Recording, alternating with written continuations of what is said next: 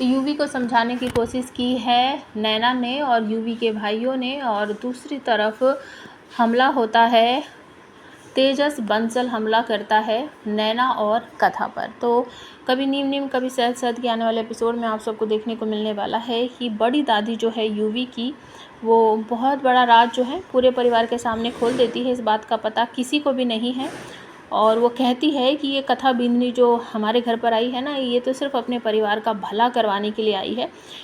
बहुत से लोगों को ये नहीं पता होगा, लेकिन मैं बता देती हूँ कि इसने हमारे यूवी से बहुत सारे पैसे, इसके जो मामा जी के ऊपर कर्जा था वो दिलवाया है बिंदनी ने। मतलब वो कहती है कि कथा ने ये सब करवाया है और हमारा यूवी इतना दानवीर है कि वो बिना सोचे समझे इतनी बड़ी अमाउंट या फिर इतना बड़ा पैसा उसने दे दिया।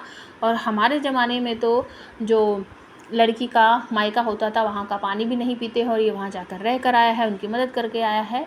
और जो छोटी दादी होती है यूवी की, वो कहती है कि यूवी ने अपनी मर्ज़ी से किया है ये सब कुछ, इसमें कथा बिंदनी का क्या दोष है, उसके कहने से तो नहीं किया उसने अपनी मर्ज़ी से किया है। और कथा बिंदनी ने उससे कोई मदद तो मांगी नहीं थी। लेकिन बहुत से लोग परिवार में कथा को अभी भी पसंद नहीं करते हैं और वो फिर इस बात को ज़्यादा तूल देते हैं। तो कथा यहाँ पर सारे परिवार के सामने हाथ जोड़कर माफ़ी मांगती है, सबसे कहती है कि मुझे माफ़ कर दीजिए, मुझसे बहुत बड़ी गलती होगी, ये बात मुझे आप सबको बतानी चाहिए थी। अब हमारे पास पैसे तो है नहीं कि हम अभी तुरंत आप लोगों को पैसे दे दें, लेकिन हम कुछ ना कुछ करके ये जो इतना बड़ा कर्जा है हमारे सर पर, वो हम ज़रूर उतारेंगे और महाराज जी को उनके पैसे वापस देंगे। कथा अपने कमरे में जाकर बहुत बुरी तरीके से फूट फूट कर रोती है और ये सब देखकर यूवी को बहुत बुरा लगता है और वो सोच रहा है कि मैं किस तरीके से इसकी मदद करूं। तभी नैना आ जाती है और वो कथा के बारे में सारी बातें बताती हैं कि किस तरीके से हम मामा के घर में रहती थी ये, और इसके माँ बाप नहीं है, किस तरीके से इसने अपनी पढ़ाई लिखाई और ख़ुद की सारी जिम्मेदारी उठाई है। तो यूवी को कहीं ना कहीं बुरा लगता है। कहती है कि वो बहुत स्वाभिमानी लड़की है, आज उसके स्वाभिमान की बात आ गई इसलिए वो इतनी दुखी है। तो यूवी के भाई वगैरह जो हैं वो भी यूवी को समझाते हैं कि कथा जैसी दिखती है या फिर वो जैसी है तुम्हें दिख नहीं रहा है, वो बहुत अच्छी है, इतनी बड़ी मुसीबत से उसने तुम्हें बाहर निकाला है, तो तुम्हें भी उसकी मदद करनी चाहिए। फिर उसके भाई जानबूझ कर उसको छेड़ने के लिए कहते हैं कि अब तू तो उसकी मदद करेगा नहीं। लेकिन यहाँ पर यूवी कहता है मैं उसकी मदद करना चाहता हूँ, उसने मुझे बचाने के लिए इतना कुछ किया है, आज मैं जेल में होता उसने मुझे बचाया है, तो जो उसने किया उसके सामने तो मेरी हेल्प कुछ भी नहीं है, मैं ज़रूर उसकी मदद करूँगा।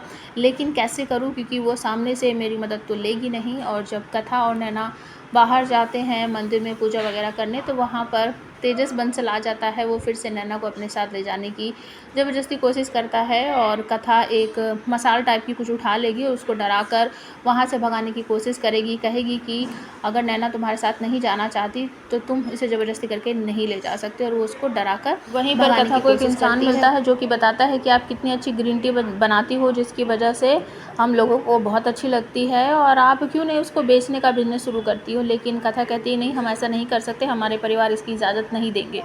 तो उसके जाने के बाद नैना समझाने की कोशिश करती है कथा को कि जब तुम्हारे पास एक हुनर है तो तुम्हें उसको आगे बढ़ाकर पैसे कमाने का एक ज़रिया तुम्हें खुद आकर मौका दे रहा है, तो तुम्हें वो करना चाहिए।